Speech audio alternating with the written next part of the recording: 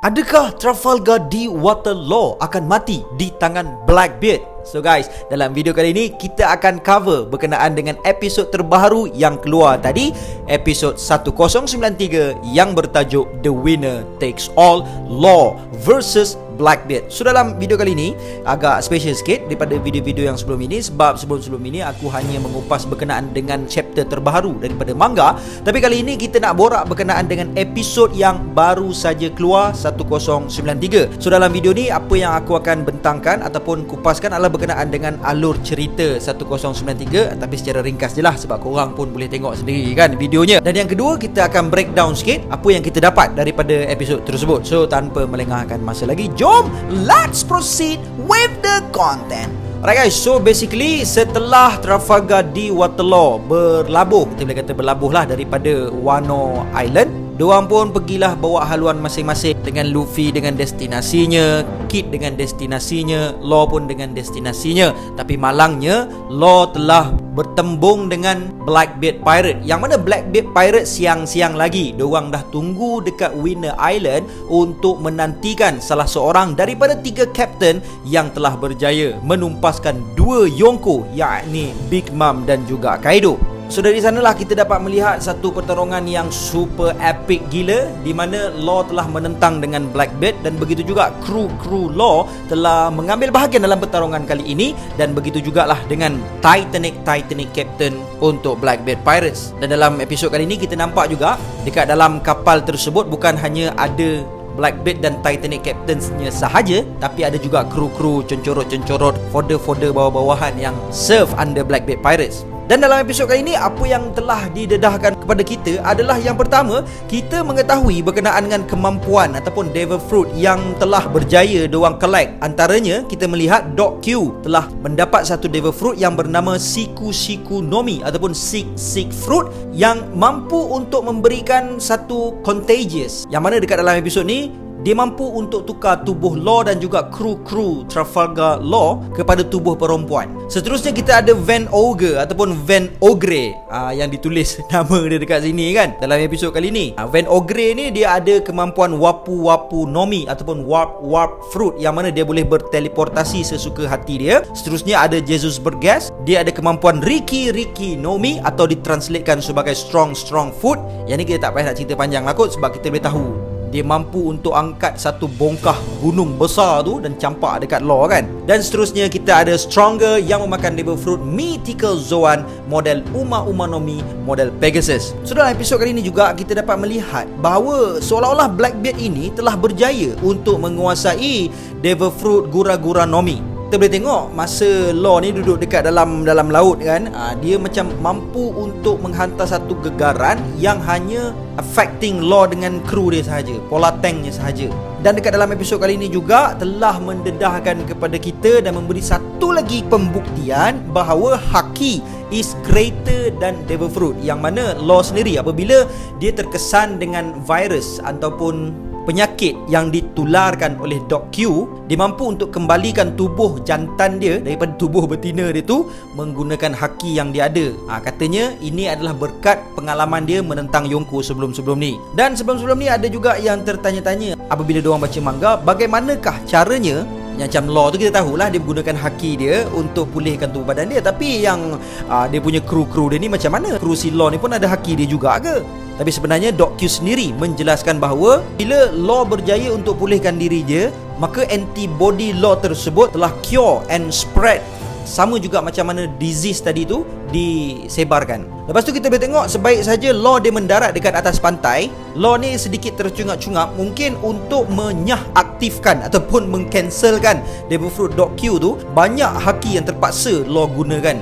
Kalau kita boleh tengok dekat sini kan, satu scene menarik, which is satu teknik terbang Yonko Blackbeard yang terpaling style sekali lah.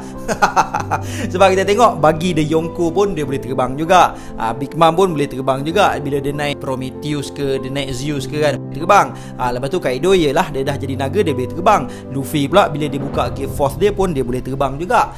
Si Blackbeard ni cara terbang ni unik sikit. Senak lah si Stronger tu nak kena angkat dia kan. Lepas tu apabila Blackbeard ni dia kena serang dengan Law, nampaknya seolah-olah Blackbeard ni dia faham berkenaan dengan Ope-Openomi, how Ope-Openomi works. Cumanya mungkin sebab kita tahulah sebelum ni Blackbeard dia banyak mengkaji tentang Devil Fruit ni kan, menerusi ensiklopedia. Tapi mungkin dekat dalam ensiklopedia tu tak diceritakan macam mana pula kalau Ope-Openomi ni bila dia berjaya di awaken kan. Sebab tu dia rasa pelik dan sebab tu dia macam tak prepare benda tu berlaku dekat dia. Satu perkara yang menarik lagi yang telah berlaku dekat dalam episod kali ni, kita boleh melihat bahawa penduduk-penduduk North Blue, which is Penguin dengan Sachi dekat sini, nampaknya diorang ni ada special ability apabila dia petik bahawa don't mess with North Blue, something like that lah kan. Sebab kita tahu bahawa setiap bangsa-bangsa dalam dunia ni diorang possess atau diorang memiliki satu ability yang menarik yang tak ada pada bangsa-bangsa yang lain lah. Contoh macam bangsa Tiga Mata, bangsa Lunarian, lagi apa lagi, bangsa Zou, dia Minx ni kan, Minx ni dia boleh jadi sulong. Si apa tu, Tiga Mata ni pula dia boleh dengar the voice of all thing. Lepas tu macam Lunarian ni dia boleh macam bila api dia buka, defend dia kuat, api dia tutup, dia punya speed dia lagi laju macam tu lah. Rupa-rupanya North Blue ni pun kita tak tahulah sama ada Penguin ni dia daripada bangsa apa. Sebab bila dia masuk dalam laut tu, dia boleh telan banyak air, lepas tu dia boleh tembak macam itu kan. Apabila Doc Q dia lemparkan bom apple tu kan, lepas tu nampaknya diorang ni boleh berenang dengan laju dan mampu untuk menghasilkan macam whirlpool ataupun pusaran air kan dekat dalam air. Sebab sebelum-sebelum ni kita tahu benda tu boleh dilakukan hanya bangsa fishman saja, tapi ternyata penduduk-penduduk North Blue pun ada kemampuan sebegitu juga. Kalau tanya aku diorang ni daripada bangsa apa, untuk sekarang ni secara spontaneous jawapan aku mungkin daripada bangsa amfibia lah kot. Di darat pun boleh hidup, dekat lautan pun boleh hidup, tapi fishman pun sama juga kan. Tapi mungkin membezakan orang ni macam itulah, orang ni more human like lah, more human form than si fishman punya tribe kan.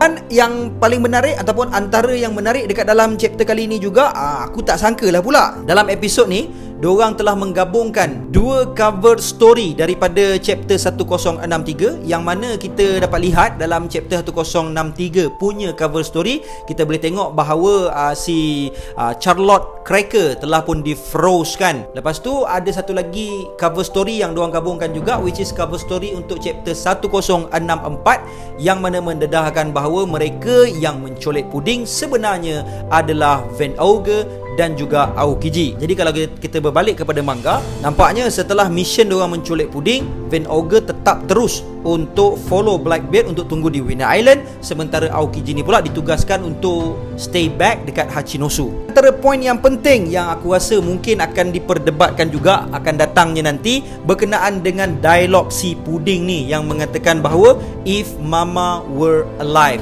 So dekat situ aku rasa mungkin akan datang banyak jugalah perdebatan akan berlaku, sebab seolah-olah puding ni telah mengetahui bahawa Big Mom telah pun mati. Jadi dekat situ aku rasa satu konflik juga kan.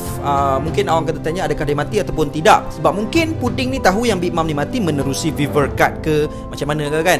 Dan kalau itulah argument dia, so berbalik kepada Devil Fruit si Big Mom ni pula. Kalau pengguna Devil Fruit tu mati, kita tak tahu adakah Zeus tu dia sepatutnya dah tak boleh hidup lah kan, sebab itu daripada roh Big Mom. Tapi sebelum-sebelum ni pun kita boleh tengok dekat Amazon Lily, apabila si Blackbeard ni berjaya untuk mencekak leher buah Hancock ni. Buah Hancock bagi tahu kalau kau bunuh aku, kau punya nakama semua akan permanently menjadi batu. So dekat situ pun menjadi satu indikasi juga bahawa apabila Devil Fruit user tu mati, kemampuan dia remain kan. Towards the end kita boleh tengok satu battle di antara Law dan juga Blackbeard. Law dengan awakening dia, Blackbeard dengan gura-gura nominya. Tapi tanpa diduga oleh Law, Blackbeard telah menggunakan trump card dia yang sedikit sebanyak telah mengejutkan Law. So kalau kita tengok Law daripada awal tadi, bila dia duduk dekat dalam pola tank, dia kena satu serangan daripada Doc Q membuatkan dia bertukar menjadi perempuan, dan dia menghauskan haki dia, boleh kita katakan macam itu, sampai dia penat kan. Bila dia naik atas darat balik, nampak macam dia penat. Tapi bila dia lawan dengan si Blackbeard, towards the end tu nampaknya Blackbeard yang lebih sesak napas. Kan kita tengok dia macam tersesak-sesak lah nak ambil nafas kan. Masa tu kita tengok si Law ni dah berjaya untuk calm himself down, sebab mungkin dia dah ada pengalaman masa lawan dengan Big Mom sebelum ni. Jadi masa lawan Big Mom tu mungkin lagi teruk lah kot berbanding dia lawan dengan Blackbeard ni kan. So kita nampak lah dia macam dah tenang sikit, tapi Blackbeard ni lah yang tercungak-cungak pula. Tapi kita nampak akhirnya Blackbeard dia telah mengeluarkan Devil Fruit dia yang kedua, yang juga cukup kuat, Yami Yami Nomi. Dan mungkin itulah nantinya kita akan lihat dekat dalam episod seterusnya, checkmate buat Trafalgar di Waterloo. Kita ditunjukkan dengan wajah Blackbeard yang berdarah sedang tersenyum. Kita juga kemudian ditunjukkan dengan topi Law yang telah pun jatuh ke tanah. Kemudian kita dapat melihat panel polar tank yang telah pun hancur sedang tenggelam ke dasar laut bersama dengan beberapa ahli hard pirates. Blackbeard kemudiannya tergelak dan berkata kepada Law bahawa tanpa sebuah kapal kau tak mampu untuk menggelar diri kau seorang lanun lagi. Blackbeard juga mengatakan bahawa Tuan Empunya Jantung yang telah diambil oleh Law semasa Rocky Port incident masih lagi hidup di Pulau Hachinosu. Pasti mereka semua akan berbangga sekiranya aku membawa pulang jantung engkau kepada mereka. Kemudian Beppo telah pun terkenang perbualannya dengan Chopper yang memberikan sesuatu kepadanya. Blackbeard kemudian berkata kepada Law adakah dia seharusnya menjual buah iblis Ope-Ope-Nomi ataupun Law boleh menjadikan Blackbeard immortal. Namun tiba-tiba kita ditunjukkan dengan siluet yang berlari ke arah Blackbeard sambil mengarahkan Blackbeard untuk menjauhkan diri daripada kaptennya. Ternyata pada panel yang seterusnya kita ditunjukkan dengan Beppo yang berada dalam mod sulung yang sangatlah besar dan ganas telah pun menyerang Blackbeard dan Van Ogre. Blackbeard yang melihat perkara tersebut menjadi terkejut dan bertanya adakah dia bertukar menjadi sulung. Bergas mengatakan bahawa ianya mustahil memandangkan sekarang tiada bulan yang kelihatan. Beppo kemudian telah pun menyerang mereka dengan sebuah serangan yang besar dan segera membawa Law lari menuju ke lautan. Kemudian sambil menunjukkan Law yang mengarahkan Beppo untuk berpatah balik kerana tidak mahu meninggalkan kru mereka. Beppo telah pun mengatakan kepada Law untuk memberikan sepenuh kepercayaan kepada nakama mereka kerana sejak dari hari pertama pertualangan mereka sehingga ke hari ini mereka semua sentiasa berjaya untuk selamatkan diri. Pasti tiada siapa yang akan biarkan ianya berakhir di sini. Beppo yang telah pun berubah menjadi normal itu bermonolog dalam hatinya berkata, kita telah lalui banyak perkara bersama, jadi tolong jangan mati Kapten, tolonglah terus hidup. Narrator telah pun berkata pada hari ini di Pulau Winner Island, hard pirates yang diketuai oleh Trafalgar Law telah pun dikalahkan.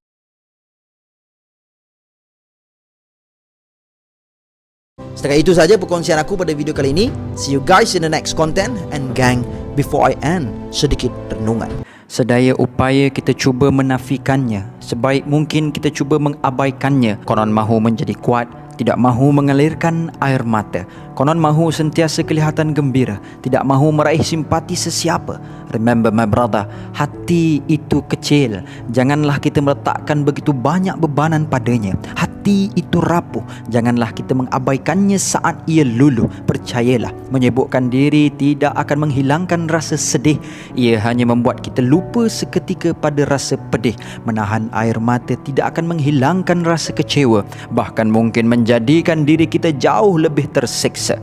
Bila mana kita menyangka diri telah berjaya mengabaikan perasaan dan terus berjalan, hakikatnya lebih banyak beban kesakitan yang telah terkumpul dan tersimpan. Sungguh ini akan memudaratkan andai dibiar berpanjangan. Kita perlu sedar ada sebab mengapa Allah menjadikan air mata, ada sebab mengapa Allah menghadirkan insan-insan yang baik di sekeliling kita. Meski sebaik mana pun kita berpura-pura, kita tidak akan dapat menipu diri sendiri. Begitu juga sehebat mana pun kedudukan kita di dunia, kita tidak akan mampu jalani kehidupan ini berseorangan diri.